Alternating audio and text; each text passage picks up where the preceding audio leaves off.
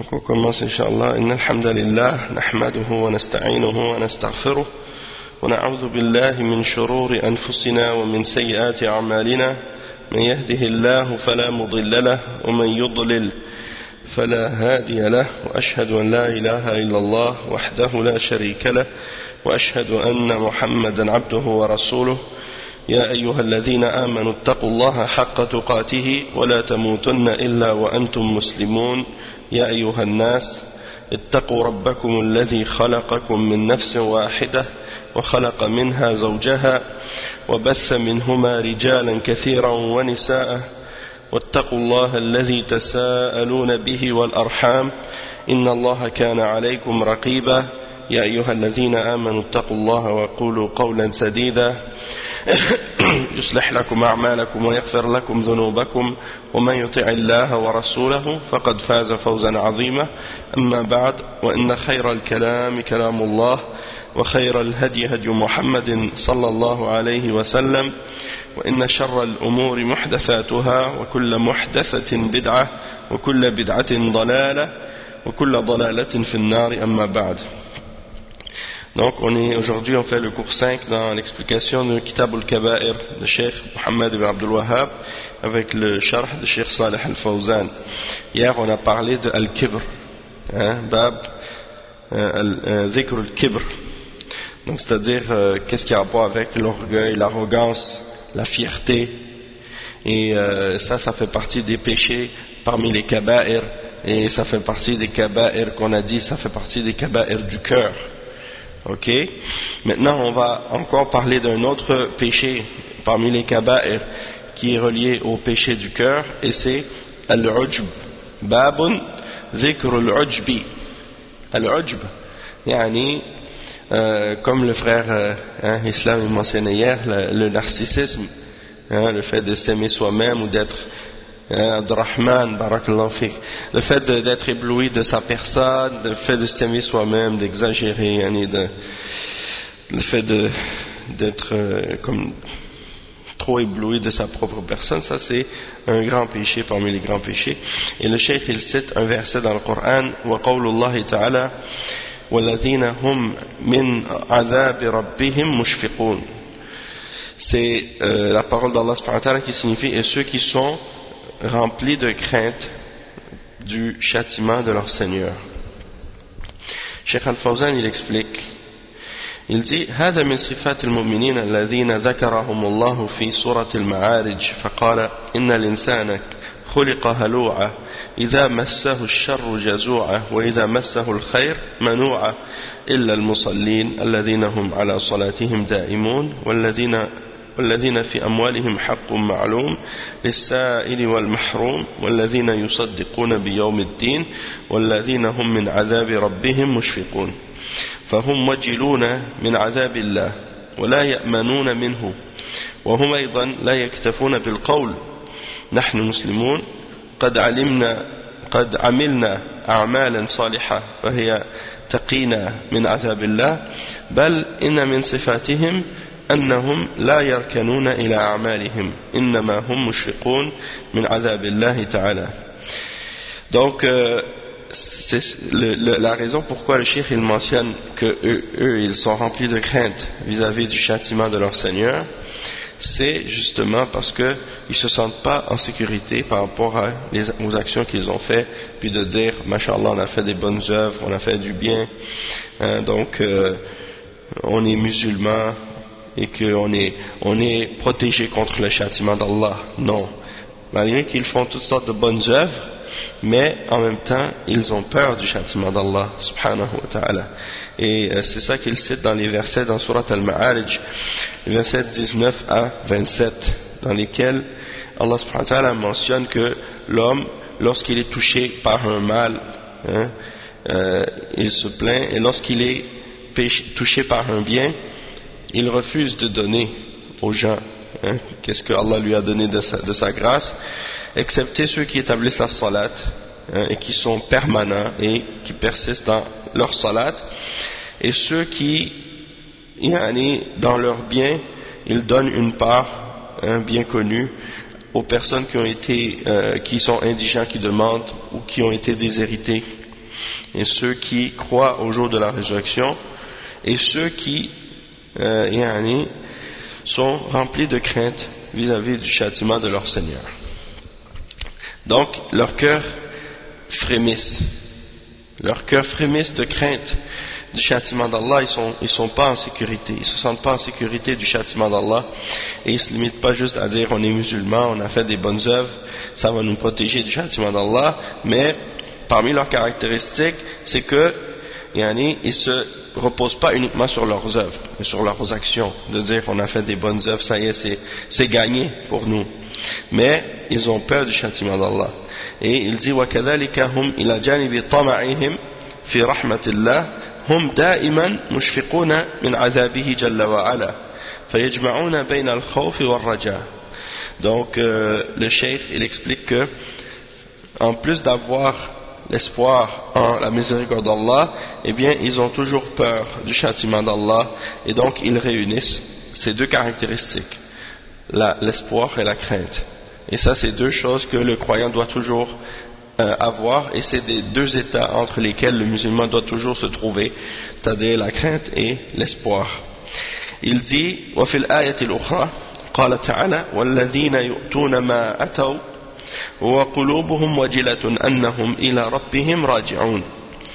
قالت عائشة رضي الله عنها للرسول صلى الله عليه وسلم يا رسول الله أهم الذين يشربون الخمر ويسرقون؟ قال لا يا بنت الصديق ولكنهم الذين يصومون ويصلون ويتصدقون ويخافون أن لا يقبل منهم أولئك الذين يسارعون في الخيرات. وفي رواية ولكنه الذي يصلي ويصوم ويتصدق وهو يخاف الله عز وجل فهم مع اجتهادهم لا يأمنون من عذاب الله. Donc le cheikh il explique que il y a un autre verset dans Surat Al-Mu'minun, le verset 60, dans lequel Allah subhanahu wa ta'ala dit ceux qui donnent ce qu'ils ont donné alors que leur cœur frémisse à l'idée ou bien à savoir qu'ils vont être ramenés devant Allah subhanahu wa ta'ala, qu'ils vont retourner devant leur Seigneur. Aïcha radiyallahu anha, quand elle a entendu ce verset-là, elle a dit ô messager d'Allah, ceux qui sont décrits dans ce verset, est-ce que ce sont les gens qui boivent de l'alcool, qui volent, c'est-à-dire les gens qui font des grands péchés? Donc ils donnent ce qu'ils donnent, mais leur cœur est rempli de crainte et ils frémissent à l'idée d'être retournés devant Allah. Et le prophète sallallahu alayhi wa sallam a dit non, ô fille d'As-Siddiq, mais ce sont ceux qui jeûnent, qui font la salat, qui donnent la sadaqa, qui craignent que leurs œuvres ne seront pas acceptées. Ce sont ceux qui font le jeûne, qui font la salat, qui font la sadaqa, et ils craignent que leurs œuvres ne seront pas acceptées d'Allah subhanahu wa ta'ala. Donc il y a des gens parfois ils disent non, ça y est, moi j'ai fait des bonnes œuvres, alhamdulillah, je suis bien avec Allah subhanahu wa ta'ala, alors qu'il n'y a rien qui garantit que leurs œuvres vont être acceptées. Comment ils peuvent être en sécurité du châtiment d'Allah? Donc ils doivent être, comme c'est mentionné dans ce verset-là, et avoir peur que leurs œuvres ne soient pas acceptées. Ceux-là sont ceux qui se précipitent vers les bonnes œuvres et le bien. Et dans une autre narration, mais c'est celui qui fait la salat, qui jeûne, qui donne la sadaqa, et il craint Allah subhanahu wa ta'ala. Donc avec les efforts qu'ils font, malgré les efforts qu'ils font, eh bien ils continuent d'avoir la crainte que leurs œuvres ne soient pas acceptées. Ils ont peur du châtiment d'Allah. Et donc ils croient, et il dit fahum yakhafuna min hadha al-mawqif amam Allah jalla wa ala. Donc ils ont peur de cette rencontre. Le hadith de Aïcha radiyallahu anha, il est rapporté par Tirmidhi et Ibn Majah, et il est rapporté aussi par Ahmad. Le deuxième hadith, le premier hadith de ce chapitre que le Cheikh Mohammed ibn Abdul Wahhab a mentionné, c'est un hadith qui est le suivant. Rouya عن ابن مسعود رضي الله عنه أنه قال الهلاك في اثنين القنوط والعجب. C'est rapporté où il est dit que Ibn Mas'ud a dit, radiyallahu anhu, la perdition, hein, la perdition est dans deux choses. Al-Qunut, c'est-à-dire de perdre l'espoir en la miséricorde d'Allah, et Al-Ujb, d'être ébloui de ses bonnes œuvres et de soi-même. C'est là-dedans qu'il y a la perdition. Cheikh Al-Fawzan il explique, il dit la shakka anna al-azab lahu asbabun kathira. Donc il n'y a pas de doute que les châtiments ils ont plusieurs causes. ولكن هاتان الخصلتان هما أشد الصفات المسببة للهلاك. Mais ces deux caractéristiques-là sont parmi les caractéristiques les plus graves, yani pour lesquelles quelqu'un tombe dans la perdition ou qui cause la perdition de quelqu'un. فالقنوت هو اليأس من رحمة الله. فهناك بعض الناس الذين قد عملوا أعمالا سيئة ظنوا أن الله تعالى لن يغفر لهم بعد أن تعظمت ذنوبهم، وهذا تفكير خاطئ، لأنه لا ينبغي للإنسان مهما بلغت وتعظمت ذنوبه أن يقنط من رحمة الله. Donc le cheikh il dit le fait de, qu'est-ce qu'on appelle al-qunut en arabe, hein? Al-qunut avec le ta à la fin, c'est le fait de perdre espoir, de désespérer de la miséricorde d'Allah subhanahu wa ta'ala. Donc il y a des gens qui ont fait des péchés, des mauvaises œuvres, et ils pensent qu'ils ne seront jamais pardonnés, hein? Après avoir fait ces péchés-là, ils ont pensé que le péché est trop grave, le péché est trop grand.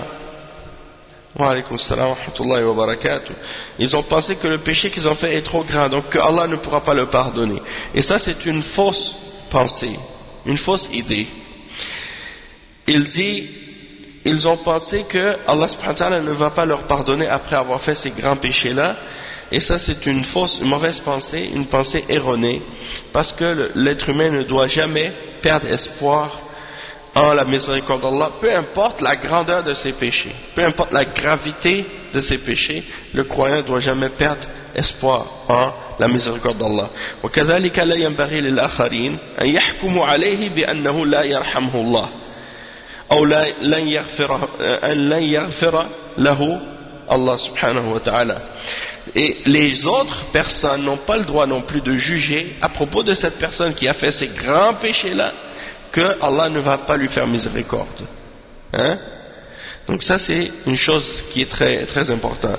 Des fois les gens ils ont ce qu'on appelle en arabe al-ghayra, c'est-à-dire la jalousie, le sens de vouloir défendre l'honneur et de vouloir défendre l'islam jalousement, hein? Avec jalousie, parce qu'on veut défendre l'honneur de cette religion-là. Et quand on voit quelqu'un qui commet un péché, des fois, ça nous fâche, ça nous dérange, et donc, il y a des gens comme ça. Ils voient quelqu'un qui fait un péché et disent, ah, lui, là, ça y est, Allah ne va jamais le pardonner. Hein? Lui, il est égaré, ça y est, c'est fini. C'est comme trop grave qu'est-ce qu'il a fait. Donc on a jugé à propos de la personne en question que ça y est, c'est fini pour lui, il n'y a plus de miséricorde pour lui, il n'y a plus de pardon pour lui, et on ne peut pas dire ça. Allah subhanahu wa ta'ala, le cheikh il dit, قال الله جل وعلا قل يا عبادي الذين أسرفوا على أنفسهم لا تقنطوا من رحمة الله إن الله يغفر الذنوب جميعا فعلى الإنسان أن يبادر بالتوبة إلى الله ويرجو المغفرة ولا يقنط من رحمته سبحانه.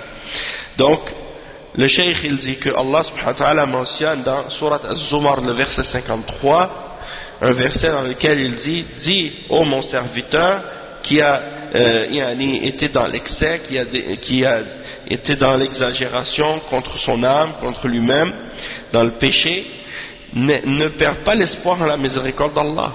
Ô mon serviteur, ne perds pas l'espoir en la miséricorde d'Allah. Allah certes pardonne tous les péchés. Allah certes pardonne tous les péchés. Il n'y a pas un péché que Allah subhanahu wa ta'ala ne pardonne pas. Même le plus grand de tous les péchés, celui que Allah subhanahu wa ta'ala dit Inna Allah la yaghfiru an yushraka bih, il dit Allah ne pardonne pas qu'on fasse le shirk avec lui. Même le shirk, si tu te repens, Allah va te pardonner. Hein? Quand il dit il ne va pas le pardonner, le shirk, il parle de ceux qui meurent sur le shirk, sans s'être repenti. Mais celui qui s'est repenti du shirk avant sa mort, eh bien c'est sûr que Allah va lui pardonner, parce qu'Allah pardonne tous les péchés, sans exception, peu importe la gravité. Hein? Des fois il y a des gens qui disent ah oui mais un tel il a tué 1 million de personnes, hein? Il a tué 2 milliards de personnes. Celui qui a pesé sur le bouton pour faire tomber Hiroshima, si avant de mourir il dit la ilaha illallah Muhammad Rasulullah, il fait pas de shirk, eh ben il sera pardonné par Allah subhanahu wa ta'ala si Allah veut. Donc c'est pour dire, tu peux pas dire la gravité d'un péché, tu dis ah ça c'est trop grave comme péché, c'est pas possible qu'Allah le pardonne. Hein? Comme l'homme qui avait tué 99 personnes, puis après il est allé voir un adorateur et lui a dit est-ce que moi je peux me pardonner, est-ce que moi je peux me repentir, est-ce que Allah peut me pardonner? Il a dit non, tu as tué 99, c'est trop grave, tu ne pourras jamais être pardonné. Il l'a tué, ça a fait 100, hein? Ça a fait 100 personnes. Après il a dit à un savant, il est allé voir un savant, il a dit j'ai tué 100 personnes, est-ce que je peux être pardonné? Il a dit oui, tu peux être pardonné, il peut y avoir une repentance pour toi. Il lui a dit va adorer Allah à tel endroit avec les gens qui adorent Allah, hein? Et puis il s'est dirigé vers là-bas, et puis il est mort, et puis on dit que les anges de la miséricorde l'ont pris quand il est mort en chemin. Donc c'est pour dire que peu importe la gravité, tu dis ah il a tué 100 personnes, c'est trop grave comme crime, hein? S'il se repent, Allah va le pardonner sans problème. Donc l'homme doit se précipiter, se dépêcher à faire la repentance, et d'espérer le pardon, et il ne doit pas perdre l'espoir en sa miséricorde. كما أنه لا ينبغي للمرء أن يصيبه العجب بعمله. De même que le contraire aussi, c'est pas correct. L'homme ne doit pas être ébloui de ses œuvres, de ses bonnes œuvres. Hein? Et il dit فيعتقد أنه أدى ما عليه من الطاعات والأعمال الصالحة. Il pense que ça y est, il a fait ce qui était obligatoire pour lui comme bonne action, que ça suffit maintenant. Malheureusement, il y a beaucoup de gens qui pensent comme ça. C'est-à-dire, ah, mais moi je fais mes salawats, je fais mes actes obligatoires, je fais ça, d'accord, je fais ci, je fais ça, donc moi je suis dans la miséricorde d'Allah. Ça y est. Hein? Et ça c'est grave de penser que tu es correct, hein? Tu as fait les bonnes œuvres, que c'est fini pour toi. بل عليه أن يعتبر نفسه مقصرا. Tu dois toujours te sentir comme si tu as des manquements, que tu n'as pas fait assez pour plaire à Allah, puis pour te rapprocher d'Allah, que tu as toujours un manque, qu'il faut toujours que tu sois meilleur, que tu t'améliores. وأن لا يأمن من عذاب الله. Et tu ne dois pas non plus te sentir en sécurité du châtiment d'Allah subhanahu wa ta'ala, et de penser que tu es protégé contre son châtiment. Il dit ensuite le cheikh والأفضل أن يجمع بين الخصلتين معا وهما الطمع في رحمة الله والخوف من عذابه. C'est-à-dire que le mieux c'est de réunir ces deux caractéristiques, d'avoir peur du châtiment d'Allah et d'espérer en sa miséricorde. Tu as ces deux caractéristiques en même temps.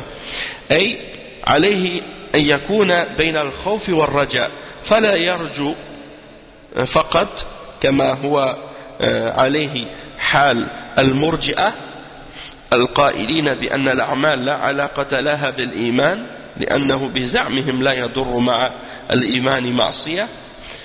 كما أنه لا ينبغي للمرء أن يقنط من رحمة الله بسبب ذنوبه فيعتقد أنه قد هلك كما هو حال الخوارج الذين يقولون إن من فعل كبيرة من كبائر الذنوب فقد خرج من الإسلام. Donc le cheikh il dit que Donc tu dois être entre la crainte et l'espoir. Tu dois pas perdre l'espoir tu dois pas seulement te reposer sur l'espoir seulement. Tu dis tu dis ah mais Allah il va me pardonner, j'ai fait des bonnes œuvres et ça suffit. Hein, t'as juste l'espoir en la miséricorde d'Allah, donc tu risques de tomber dans le péché ou de te laisser aller dans l'égarement sans faire attention. C'est comme l'attitude des Murji'a. L'attitude des Murji'a, ils disent les œuvres ne font pas partie de la foi ou n'ont pas de lien avec la foi, donc peu importe qu'est-ce que je fais, ça ne va pas nuire à ma foi. Ça c'est ce qu'ils pensent. Et il ne faut pas non plus que tu sois dans la caractéristique contraire, c'est-à-dire que tu perds tu perds l'espoir en la miséricorde d'Allah parce que tu as fait trop de péchés. Tu penses que tu as péri, que tu es perdu, que c'est fini, hein, que tu vas être châtié, c'est certain que tu vas en enfer. Et ça c'est l'attitude des Khawarij. L'attitude des Khawarij qui considèrent que si tu as commis un péché parmi les grands péchés, tu es sorti de l'islam, tu es devenu un mécréant, kafir. Donc ça c'est grave. Le cheikh il dit فعلى الإنسان أن يتجنب هذين المذهبين الفاسدين وذلك بأن يسير على ما سار عليه أهل السنة والجماعة من الجمع بين الخوف والرجاء فهم يخافون من ذنوبهم ويرجون رحمة الله. Donc l'homme doit s'éloigner et s'écarter de ces deux voies, de ces deux madhab, de ces deux voies d'égarement et de corruption. Et ça c'est en suivant la voie que les gens de Ahl Sunnah wal Jama'a ont suivi, c'est-à-dire de réunir entre la crainte et l'espoir. Et donc ils craignent leurs péchés et ils espèrent en la miséricorde d'Allah. Ça c'est la voie de Ahl Sunnah wal Jama'a et c'est la voie des messagers. Hein? Le cheikh il dit فهم لا يخافون خوفا يقنطهم من رحمة الله ولا يرجون رجاء يؤمنهم من عذابه. C'est-à-dire que ils ne craignent pas d'une crainte qui les fait perdre l'espoir en la miséricorde d'Allah et ils n'espèrent pas d'un espoir qui les font se sentir en sécurité du châtiment d'Allah subhanahu wa ta'ala. Le cheikh il dit ensuite un autre hadith. Le cheikh il mentionne un autre hadith. عن أبي بكر رضي الله عنه أن رجلا ذكر عند النبي صلى الله عليه وسلم فأثنى عليه رجل خيرا فقال النبي صلى الله عليه وسلم ويحك قطعت عنق صاحبك ردده مرارا ثم قال إن كان أحدكم مادحا لا محالة فليقل أحسبه كذا وكذا وإن كان يرى أنه كذلك وحسيبه الله ولا أزكي على الله أحدا رواه البخاري ومسلم. C'est un hadith rapporté selon Abi Bakra radiyallahu anhu qu'un homme était auprès du messager d'Allah sallallahu alayhi wa sallam, auprès du prophète sallallahu alayhi wa sallam, et il a dit du bien d'un autre homme. Il a dit du bien d'un autre homme. Et le prophète sallallahu alayhi wa sallam a dit malheur à toi, tu as coupé le cou de ton frère en faisant son éloge et en le glorifiant comme ça devant sa face. Et il a répété ça plusieurs fois. Alors il a dit si tu dois absolument faire des éloges de quelqu'un, alors dis je pense qu'il est de telle ou de telle façon. S'il pense s'il voit que la personne est telle qu'il le décrit, il dit et Allah le jugera et je ne vais pas recommander ou purifier quelqu'un par-dessus Allah. Donc c'est comme ça que tu dois dire. Ahsibuhu kadhalik, tu dis comme le prophète sallallahu alayhi wa sallam nous a enseigné, Ahsibuhu kadhalik wallahu hasibuh wala uzakki ala Allah ahada. Tu vois, je pense qu'il est comme ça et Allah va le juger et je ne vais pas purifier ou recommander quelqu'un au-dessus d'Allah subhanahu wa ta'ala. C'est rapporté par Al-Bukhari et Muslim.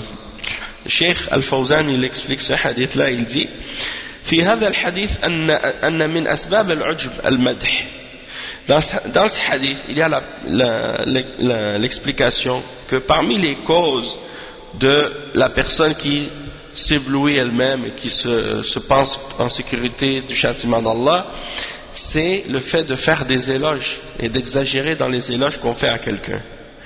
حينما يمدح إنسان شخصا آخر في وجهه, lorsque tu fais des éloges de quelqu'un dans son visage, dans sa face. Il dit فإن هذا من شأنه أن يجعل الممدوح يتعظم في نفسه ويعجب بعمله. Parce que ça va faire que la personne que tu glorifies, la personne de qui tu dis du bien devant sa face, elle va commencer à être, se penser importante, et elle va commencer à être éblouie d'elle-même, puis de se glorifier elle-même peut-être.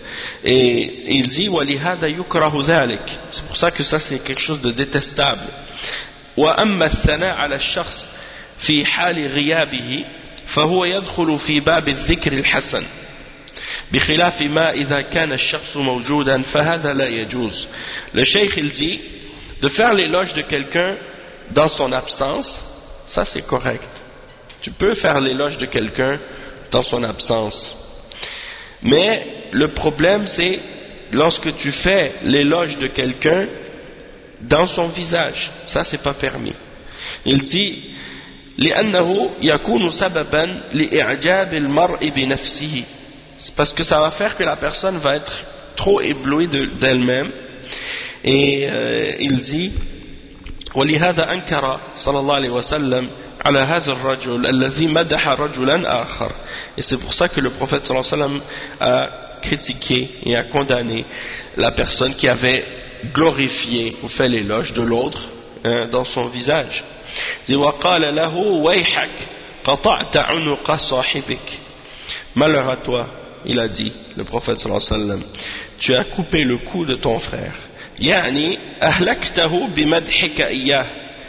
Tu l'as fait périr, tu l'as fait tomber dans la perdition en le glorifiant de cette manière.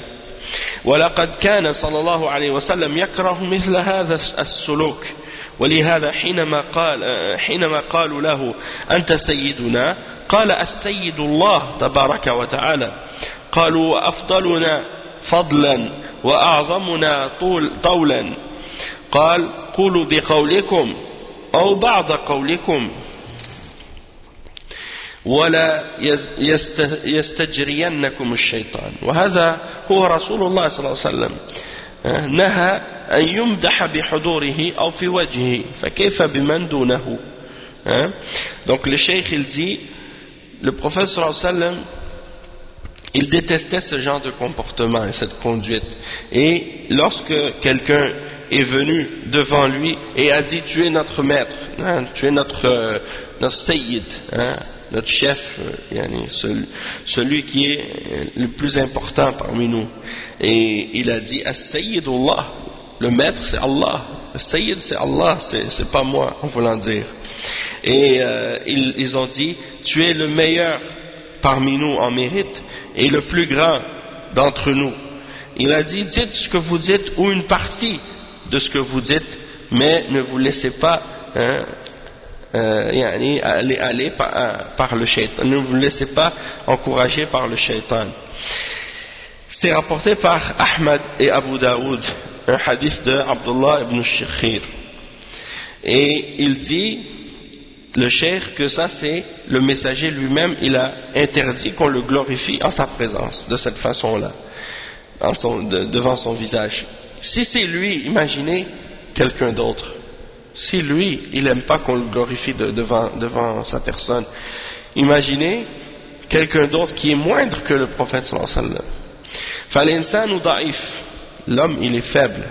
لأنه إذا ما مدح في وجهه كان ذلك سببا لدخول العجب في نفسه. Donc si l'homme est glorifié devant sa personne, devant son visage, eh bien ça va faire rentrer en lui l'éblouissement, l'amour de sa personne, des choses de ce genre. وبالتالي انعكس ذلك على عمله. Et puis ça va retomber contre ses actions par la suite. ولهذا جاء في الحديث أمرنا رسول الله صلى الله عليه وسلم أن نحثي في وجوه المداحين التراب. Il y a un hadith que le prophète a dit, le messager d'Allah sallallahu alayhi wa sallam nous a ordonné de lancer de la poussière ou de la terre sur le visage des gens qui font des glorifications exagérées des gens. Donc quand tu vois quelqu'un qui te fait des éloges ou qui exagère dans la glorification, tu lui prends de la terre, tu lui jettes au visage. Hein? Et qu'est-ce qu'il dit? Il dit, le cheikh, ça c'est rapporté par l'imam Muslim selon Al-Miqdad ibn al-Aswad. Le cheikh il dit وَغَالِبُ مَنْ يَفْعَلُ ذَلِكَ الْمُنَافِقُونَ الْمُتَمَلِّقُونَ. La plupart des gens qui font des éloges exagérés de quelqu'un, c'est les hypocrites. Hein? Ils te voient, ils disent, ah, mashallah, oui, lui, mashallah, il est bien et tout et tout. Souvent il y a quelque chose caché derrière tous ces éloges. Tu ne sais pas pourquoi la personne elle fait ça. Des fois, c'est pas nécessairement qu'elle pense qu'est-ce qu'elle dit, hein? C'est parce qu'elle veut quelque chose en arrière. Donc, fais attention à ceux qui te font des éloges constamment, là, hein? Et qui te mettent sur un piédestal tout le temps. Il dit وَلِهَذَا قَالَ جَلَّ وَعَلَى إِذَا جَاءَكَ الْمُنَافِقُونَ قَالُوا نَشْهَدُ إِنَّكَ لَرَسُولُ اللَّهِ ثُمَّ قَالَ جَلَّ وَعَلَى وَاللَّهُ يَعْلَمُ إِنَّكَ لَرَسُولُهُ وَاللَّهُ يَشْهَدُ إِنَّ المنافقين لكاذبون. Le cheikh il cite le verset dans Surat al-Munafiqun, les hypocrites. Il dit lorsque les hypocrites te viennent, ils disent nous témoignons que tu es le messager d'Allah. Puis Allah il dit, ce qui signifie Allah sait certes que tu es son messager, et Allah témoigne que les hypocrites sont des menteurs. Puis ensuite il dit ثم قال تعالى اتخذوا أيمانهم جنة أي سترة فصدوا عن سبيل الله إنهم ساء ما كانوا يعملون. هذه هي صفات المنافقين وأهل التملق فينبغي الحذر منهم وعدم السماح لهم في التمادي بهذا السلوك المنهي عنه وهذا من جانب. Donc le cheikh il dit, et après Allah subhanahu wa ta'ala il dit, ils ont pris leur témoignage comme un bouclier ou comme quelque chose qui les protège. Alors ils ont utilisé ça comme une raison ou comme un prétexte pour obstruer le chemin d'Allah. Et comme est mauvais ce qu'ils faisaient. Ça c'est des caractéristiques des hypocrites, les gens qui essaient de glorifier les gens pour obtenir quelque chose d'eux ou bien profiter d'eux ou des choses de ce genre. Il dit il faut faire attention donc à ces gens-là et ne pas leur permettre de persister et de continuer dans leur conduite qui est interdite. Ça c'est d'un point de vue. Il dit ومن جانب آخر فإنه حينما يمدح إنسانا آخر فإنه يكون قد زكاه على الله. D'un autre point de vue, quand quelqu'un glorifie une autre personne, c'est comme si elle lui fait une recommandation par-dessus Allah subhanahu wa ta'ala. Hein? C'est comme si elle l'a purifié par-dessus Allah subhanahu wa ta'ala. Elle lui a mis son étampe, hein, que elle est correcte. Par-dessus ce que Allah subhanahu wa ta'ala a su de cette personne. Et il dit Wallahu ya'lamu min halihi ma la ya'lamuhu ahad. Et Allah connaît de la réalité de l'état de cette personne ce que personne d'autre ne connaît à son sujet.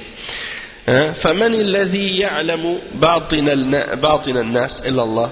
Qui connaît l'intérieur et qu'est-ce qui est caché des hommes excepté Allah جل وعلا. ومن الذي يعلم حقيقة صدق أعمال الخلق من حيث كونها صادرة لوجه الله أو العكس إلا الله سبحانه وتعالى.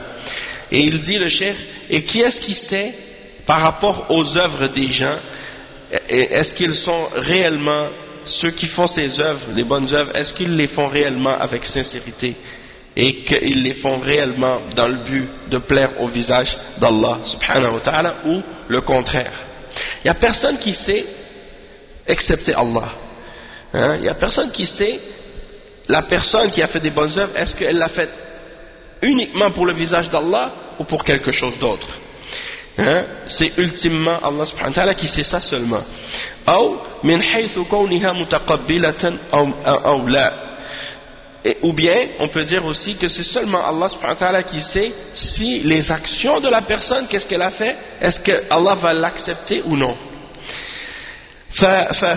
ففي حال مدحنا لشخص نكون قد زكيناه على الله.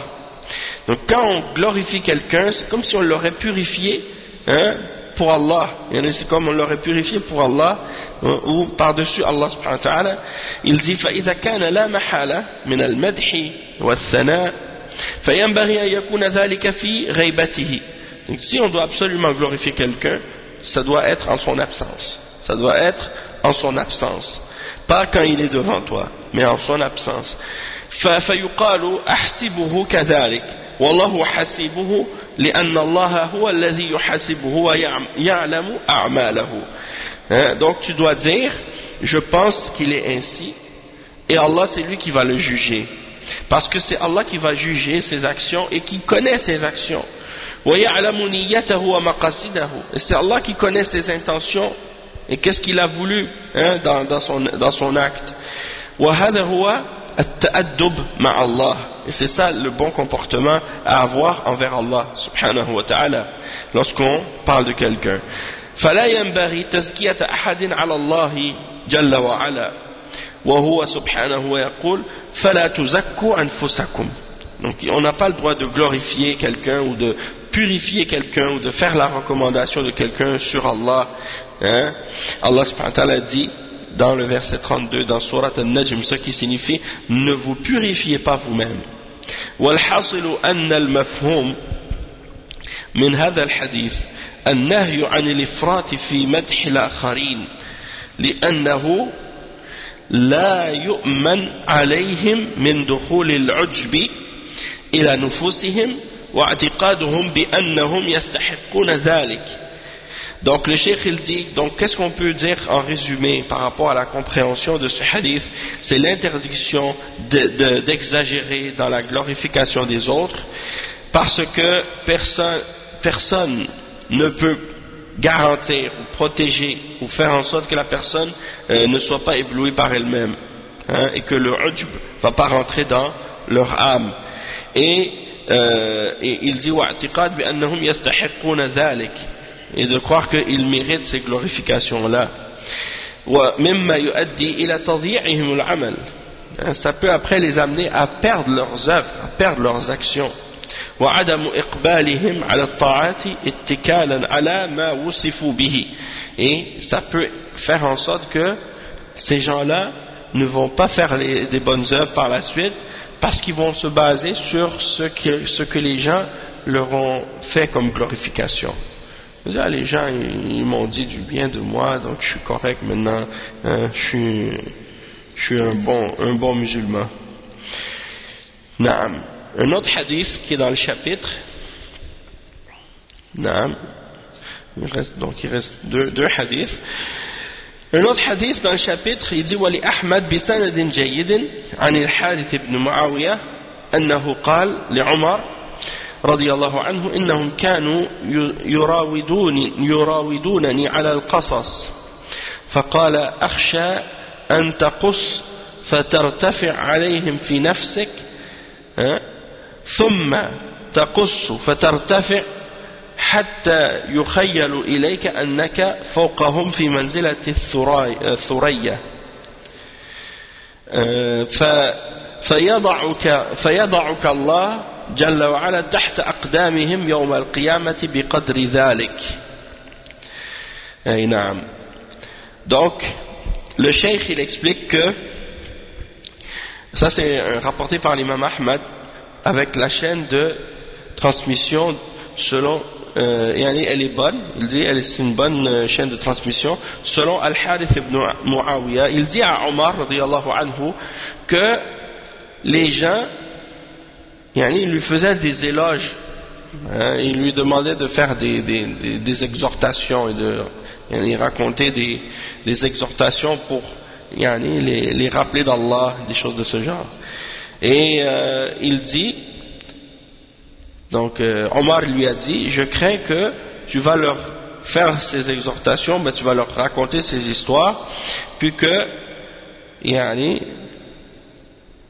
ces glorifications qu'ils te font prennent le dessus sur toi. Donc tu vas continuer à leur raconter des choses, puis ils vont, ça va te faire te sentir que tu t'élèves toi-même jusqu'à ce que tu penses que tu es au-dessus d'eux. Et Allah, au jour de la résurrection, va te mettre en dessous de leurs pieds, selon la proportion de qu'est-ce que tu as eu comme ce genre de glorification. Et le Cheikh Al-Fawzan, il explique ça plus en détail. Il dit في هذا تحذير للوعاظ والدعاة أن لا يعجبوا بأنفسهم. Donc ça c'est un rappel, une mise en garde pour les gens qui font des exhortations et qui font la da'wa, de ne pas être éblouis de leur propre personne. وأن لا يعجبوا بوعظهم وكلامهم, et de ne pas être éblouis eux-mêmes de leurs paroles, de leurs exhortations. لأنهم إذا لم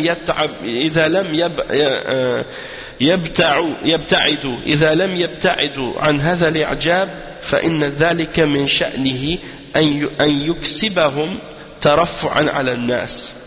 Il dit parce que s'ils ne s'éloignent pas de cet éblouissement, eh bien ça va faire quoi? Ça va faire qu'ils vont penser qu'ils sont au-dessus des gens. Il dit فهذا رجل قال لعمر إنهم يراودونني على القصص والمراد بالقصص هنا الوعظ. فقال له عمر رضي الله عنه أخشى عليك أن تقص فترتفع عليهم في نفسك.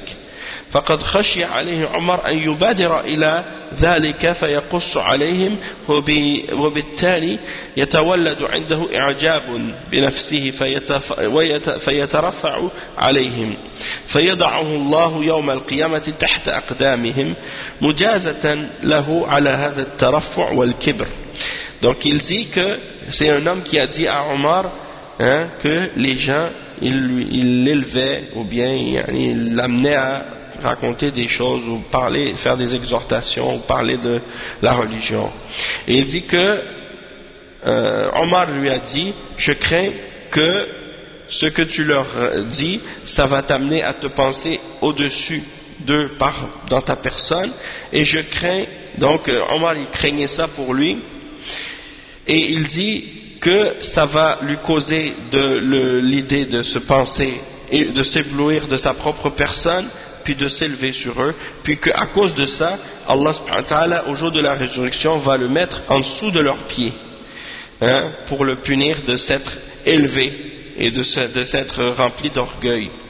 Il dit وَلِهَذَا يُرْوَى عَنْ عُمَرْ ibn عبد العزيز رحمه الله أنه كان إذا تكلم أو خطب فأعجبه كلامه كلامه فسكت وقطع حديثه خشية على نفسه من العجب. سبحان الله. Omar ibn Abdul Aziz rahimahullah, quand il parlait ou qu'il faisait un discours ou un sermon et qu'il était ébloui par sa parole, il trouvait qu'il avait dit une bonne parole ou il avait bien parlé, il s'arrêtait, il se taisait, puis il arrêtait tout de suite son discours, parce qu'il avait peur pour lui-même d'avoir de l'éblouissement pour sa personne. Subhanallah. Et il disait Allahumma inni a'udhu bika min sharri nafsi. Oh Allah, je te demande la protection contre le mal de moi-même, contre le mal qui est en moi-même. Donc al-ujub, ça fait partie des péchés graves. Et ça c'est une exhortation pour les du'at et les gens qui font la da'wa et les gens qui font l'exhortation. Le cheikh il dit fa'ala ad-du'at wal wa'az an yastash'iru hadha al-amr wa an la yusibahum al-ujub bi kalamihim wa uslubihim fi al-khatabati wal wa'az. Donc il ne faut pas qu'ils soient éblouis par eux-mêmes, comment ils parlent, comment ils font l'exhortation, parce qu'ils arrivent à exhorter les gens bien, à leur parler bien, à faire des beaux discours. Et il dit et le fait que des gens viennent, beaucoup de gens viennent pour les écouter, et par le grand nombre de personnes qui sont présents à leur cours ou à leur discours ou à leur conférence ou des choses de ce genre. Il dit bal alayhim al-iltizam bit-tahalli wa bit-tawadu wal-i'tiraf bit-taqsir. Et donc ils doivent être conscients que ils doivent être modestes et ils doivent reconnaître leurs manquements, leurs limites.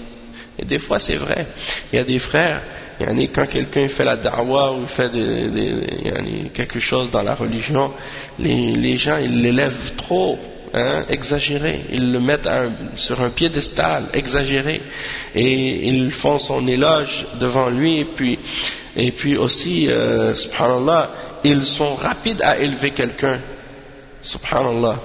Donc on a vu plein d'exemples comme ça, puis ça peut arriver à n'importe qui. Si la personne elle fait pas attention, elle entend les gens qui l'élèvent, qu'ils font sa glorification, ça peut jouer même avec sa tête, puis le faire penser qu'il a atteint un degré, qu'il est arrivé ou qu'il commence à être ébloui par sa propre personne.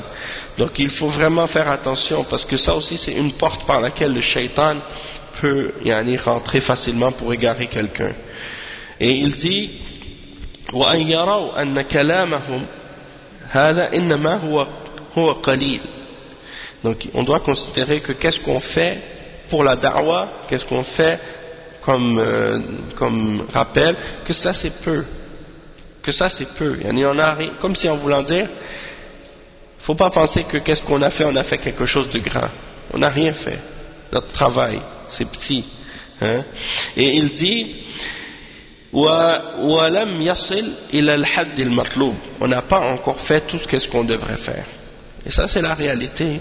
Si on regarde qu'est-ce qu'on fait à côté de qu'est-ce qu'on était supposé de faire et qu'est-ce qu'on devait faire comme obligation dans la religion d'Allah, on voit que franchement on est loin de l'idéal, on est loin de qu'est-ce qu'on était supposé de faire. وأنهم ما زالوا يجهلون أكثر مما يعلمون. Et il faut se dire que ce qu'on ignore est plus que ce qu'on sait. Ce qu'on ignore est plus que ce qu'on sait dans la religion d'Allah. Et faire comprendre ça aux gens aussi. Parce qu'il y a des gens, comme je disais ça des fois à des frères, si nous on a étudié à Médine, on est allé étudier en Arabie Saoudite, on a appris un peu des choses sur l'islam avec des savants. Les gens, ils veulent peut-être, on revient dans un pays comme le Canada ou bien les États-Unis ou l'Europe, et dans la société dans laquelle on est, les gens sont très loin de la science, très, très loin des ulama. Donc quand ils voient une personne qui a juste un peu de science, ils s'imaginent que c'est le savant de la dunya, que c'est lui qui a le ilm du monde entier. Alors qu'en réalité, s'il se met à côté des tullab al-ilm et des ulama, il est peut-être très très très petit comme ça devant eux, à côté d'eux. Donc c'est pour dire, des fois ça a rapport avec l'environnement ou le contexte. Comme on dit, il y a un proverbe, je ne sais pas si vous connaissez, mais en français on dit souvent, au pays des aveugles, le borgne est roi. Qu'est-ce que ça veut dire, au pays des aveugles, le borgne est roi? Ça veut dire que si tout le monde par exemple est aveugle, mais toi tu as juste un œil, t'es déficient, mais étant donné que tout le monde est aveugle, machallah, tu dis moi j'ai un œil, donc tu penses que tu es mieux que tout le monde. En réalité, si tu vas aller avec les voyants, les gens qui ont deux yeux, là c'est toi tu réalises que c'est toi en fait qui est déficient, c'est toi. Donc le fait d'être parmi des gens parfois qui ont peu de science, ça te fait parfois imaginer que tu as beaucoup de science, mais en réalité t'as rien du tout. Donc c'est des choses très importantes à comprendre. Et aussi les gens ils doivent comprendre. Cheikh Al-Fawzan, dernièrement j'écoutais une fatwa de Cheikh Al-Fawzan, il disait des fois il y a des gens, par exemple, ils connaissent les fatwas des ulama, et nous on retourne vers ces gens-là pour leur demander des explications sur la religion, puis ils nous répondent selon les fatwas des ulama qu'ils ont apprises. Donc est-ce que ça c'est correct? Le Cheikh Al-Fawzan il a dit, tant que les ulama sont là et que les moyens de les contacter sont présents, il faut aller directement aux ulama et pas passer par d'autres personnes. Parce que, en même temps aussi, la personne qui connaît les fatwas des ulama, peut-être qu'il a mal comprise, la fatwa. Ou peut-être qu'il a lu la fatwa, mais que lui, il va l'appliquer sur quelque chose, ou à un contexte, alors que les conditions ou les règles, les choses qui sont reliées à cette fatwa, elles sont différentes que celles qui étaient de la situation dans laquelle la personne est. Il y a des éléments qui sont différents, qui font que la fatwa ne s'applique pas telle qu'elle. Et la personne, elle ne comprend pas ces différences-là, donc elle applique la fatwa sur la situation alors que ça ne s'applique pas telle qu'elle. Donc, dans ce cas-là, toi, tu vas induire les gens en erreur à cause de ça.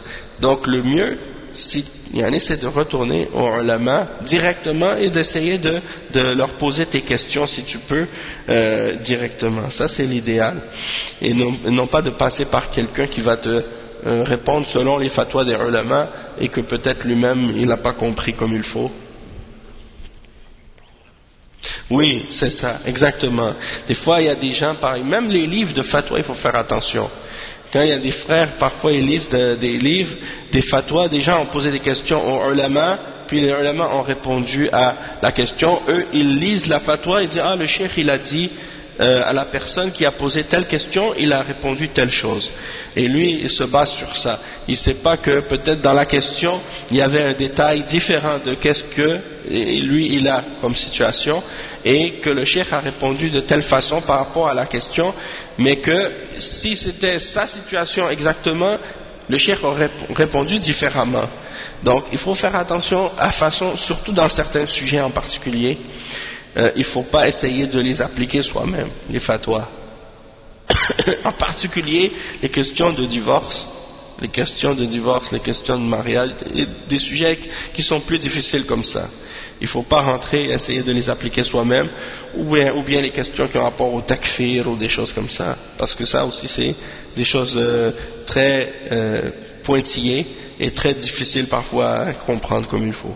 Le cheikh il dit ensuite والتركيز هنا على الوعاظ والدعاة والخطباء دون غيرهم لأنهم من أكثر الناس عرضة للمدح والثناء وإطراء المتملقين. Il dit pourquoi on se concentre ici en particulier sur les gens qui font l'exhortation, qui font la da'wa, qui font la khutbah et d'autres, en dehors des autres. Pourquoi? Parce que c'est eux qui sont le plus susceptibles d'être glorifiés et d'avoir l'éloge des gens. Et d'avoir l'exagération de l'éloge des gens envers eux. Il dit فهذا عمر رضي الله عنه كان قد نصح هذا الرجل وهو لم يمنعه من ممارسة الوعظ والقصص ولكنه أوصاه بأن لا يعجب بنفسه بسبب إطرائهم وثنائهم عليه فيصيبه العجب جراء ذلك. Donc le cheikh il dit Omar radiyallahu anhu a donné nasiha à cet homme et il ne lui a pas interdit de pratiquer l'exhortation, de parler, d'expliquer aux gens, mais il lui a donné comme conseil de ne pas être ébloui par ses propres œuvres et que à cause de ça, à cause des éloges des gens, eh bien il va être ébloui par soi-même. Puis il dit ثم يترفع على الناس حتى يكون أبعد من الثريا ارتفاعا في نفسه, et que par la suite à cause de ça il se sent élevé par-dessus les gens, il se sent élevé par-dessus les gens. Et il dit ثم يكون ذلك سببا لأن يضعه الله يوم القيامة تحت أقدامهم, puis ça va être la cause qu'au jour de la résurrection, eh bien Allah va lui mettre en dessous de leurs pieds. Il dit ولأنه جاء في الحديث يحشر المتكبرون يوم القيامة أمثال الذر في صور الناس يعلوهم كل شيء من الصغار. Subhanallah. Les gens, il dit qu'il y a un hadith qui dit que les gens c'est rapporté par Ahmad et At-Tirmidhi selon Abdullah ibn Amr. Les orgueilleux, les gens fiers et orgueilleux, ils vont être au jour de la résurrection ressuscités. Ils vont être ressuscités au jour de la résurrection comme des poussières, comme des graines ou des choses très petites. Et les gens vont être plus grands que eux, vont être au-dessus d'eux parce qu'ils vont être très petits. C'est comme si Allah va les faire ressusciter minuscules. Ils vont être minuscules. Subhanallah. Il dit le cheikh, et on finit avec ce hadith, Al-Bayhaqi, il rapporte عن أنس مرفوعا لو لم تذنبوا لا خفت عليكم ما هو أشد من ذلك العجب. Donc Anas, il mentionne que le prophète sallallahu alayhi wa sallam a dit, si vous ne faisiez pas de péché, j'aurais craint pour vous ce qui est plus grave, hein, c'est-à-dire al-ujb, le fait d'être ébloui par vous-même. Et le cheikh il dit, وَمِنْ حِكْمَةِ اللَّهِ جَلَّ وَعَلَى أَنَّهُ جَعَلَ الْإِنسَانِ يُذْنِبْ فالمسلم أو المؤمن يقع منه الذنب وفي هذا حكمة لأن المؤمن كلما وقع منه ذنب تواضع وخاف من الله سبحانه وتعالى. Il dit, ça veut dire quoi ça? Il dit ça fait partie de la sagesse d'Allah que l'homme fait des péchés. Ça fait partie de la sagesse d'Allah que l'homme commette des péchés. Donc il dit, le musulman ou le croyant, il va tomber dans des péchés. Et ça fait partie, il y a une sagesse là-dedans. Et la sagesse dans ça c'est quoi? C'est que chaque fois que le croyant va tomber dans un péché, il va devenir humble. Et il va craindre Allah pour son péché. Tandis que si quelqu'un est toujours en train de faire des bonnes œuvres et d'être pieux et d'obéir à Allah subhanahu wa ta'ala, hein, il commence à se dire, ah, mashallah, moi je suis un homme pieux, je suis un saint, hein, je fais pas de péché, je fais jamais de péché, je suis au top. Et s'il fait des péchés par la suite, hein, ça ne veut pas dire aller faire des péchés. Ça ne veut pas dire c'est correct de faire des péchés, faire des péchés. Non. Mais si les péchés se produisent, il y a une sagesse là-dedans. C'est ça que ça veut dire. Mais après, il faut se repentir. Il ne faut pas, tu dis, ah, j'ai fait le péché, ça y a une sagesse, et que tu continues à faire le péché. Non. Tu dois te repentir de ce péché-là. Hein, parce que Allah est pardonneur et il aime pardonner. Hein, et il dit le cheikh فالذنوب نعم إذا لأن المؤمن كلما وقع نعم فالذنوب إذا كانت سببا للتوبة والخوف من الله جل وعلا فإنه يترتب عليها مصلحة للمسلم والمؤمن. Il dit parce que les péchés, si elles sont une cause pour la repentance et la crainte d'Allah, donc il y a un bienfait qui découle de ces péchés-là. Hein? Des fois quelqu'un il adore Allah mais pas tellement fort. Il adore Allah, mais un peu avec la paresse et faiblement. Puis il tombe dans un péché. Et ce péché-là a tellement d'effet sur son cœur, il se sent tellement mal, il a tellement de remords d'avoir fait ce péché-là, qu'il se repent d'une repentance et qui l'amène à devenir plus fort et meilleur dans son adoration que qu'est-ce qu'il était auparavant. Donc parfois dans le péché il y a un bienfait, il y a quelque chose de bien qui en découle. Et c'est ça que le cheikh explique ici. Et il dit كما أن الطاعة إذا كانت سببا للترفع والتكبر ترتب عليها ضرر يعود على صاحبها. Donc il dit la même chose pour l'adoration et l'obéissance. Si l'obéissance et l'adoration est une cause qui va te faire tomber dans l'idée que tu vas t'élever sur les gens, que tu te sens orgueilleux et fier, et ben ça te ramène un mal, hein, ça te fait du mal. فالوقوع في بعض الذنوب سبب لجلب بعض المصالح إلى الناس. Des fois tomber dans des péchés ça peut être une cause qui te ramène à quelques bienfaits.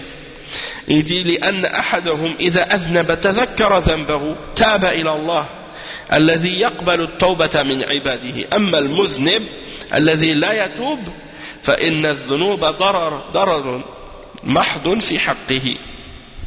Donc le cheikh il dit, donc de tomber dans certains péchés, si ça te ramène des bienfaits, ça c'est dans le sens que tu vas faire un péché, tu vas te rappeler de ce péché-là et tu vas te repentir à Allah.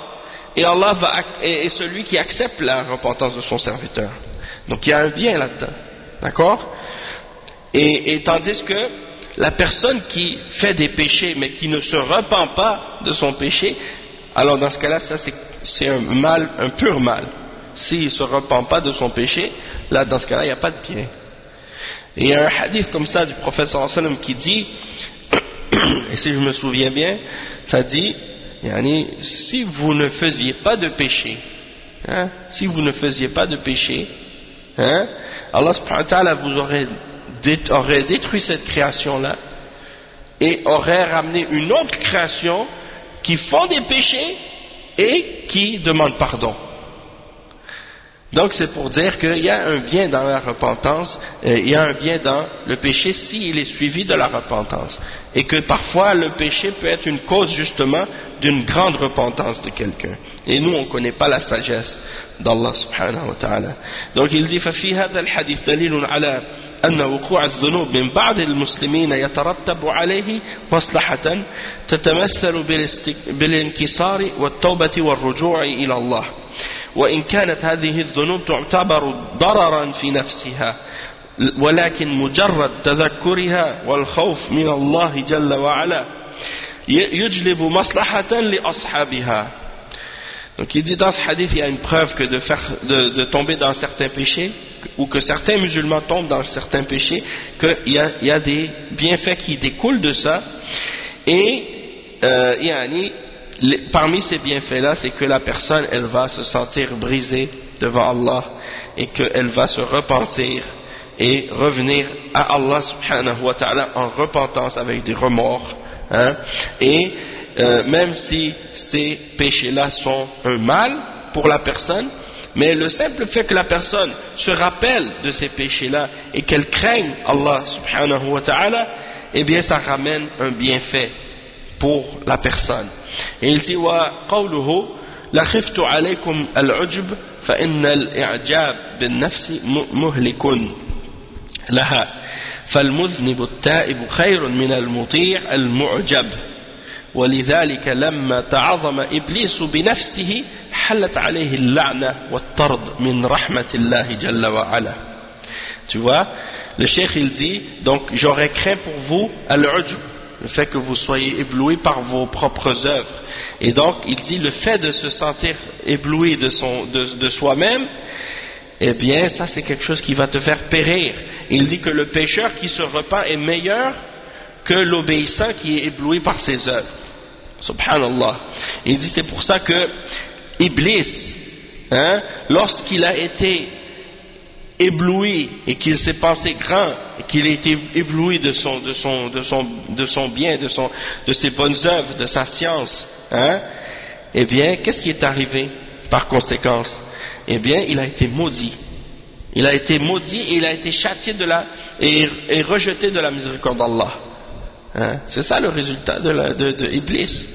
Donc il dit وَلَمَّا تَوَاضَعَ آدَمْ عليه السلام وَاعْتَرَفَ بِذَنبه تاب إلى الله ورفعه الله جل وعلا وصار في معصية آدم عليه السلام مصلحة له لأنه تواضع وخاف من الله وتاب إليه. Il dit tandis que Adam, on a vu sa modestie, il a reconnu son péché et il s'est repenti à Allah subhanahu wa ta'ala et Allah l'a élevé. Et ce péché qu'il a commis, d'avoir mangé de l'arbre, eh bien ça a été pour lui un bienfait finalement, puisque ça l'a amené à la repentance et à être humble et à craindre Allah subhanahu wa ta'ala et à se repentir à lui. Donc ça c'est pour nous dire que, alhamdulillah, il faut bien comprendre ça, de ne pas se sentir ébloui de ses propres bonnes œuvres qu'on a fait et de se rappeler que si on a commis des péchés, c'est pas la fin, c'est pas la fin de tout. Il y a des gens comme ça, ils ont fait des erreurs et dans leur vie ils ont commis des fautes et des fois quand ils se repentent, ils reviennent à Allah, ils deviennent des musulmans plus forts que des musulmans qui sont grandis dans l'obéissance d'Allah puis qu'ils n'ont jamais commis de fautes ou de péchés graves. Moi, je pense à des frères, par exemple, qui sont dans des pays comme, par exemple, aux États-Unis, qui deviennent musulmans, qui étaient dans des prisons, parfois. C'était des gens qui ont fait des gros crimes, des gros criminels dans les prisons.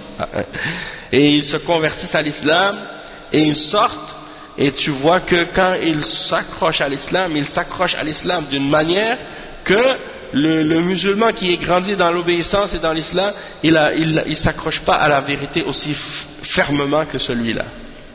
Donc ça c'est pour dire, Allah subhanahu wa ta'ala, il a une sagesse dans les choses. Donc on s'arrête ici pour aujourd'hui, Inch'Allah. Barakallahu fikum, subhanakallahumma bihamdik, ashhadu an la ilaha illa ant, astaghfiruka wa atubu ilayk, wa sallallahu wa sallam ala nabiyyina Muhammad wa ala alihi wa sahbihi ajma'in. بارك الله وفيكم بركة إن شاء الله.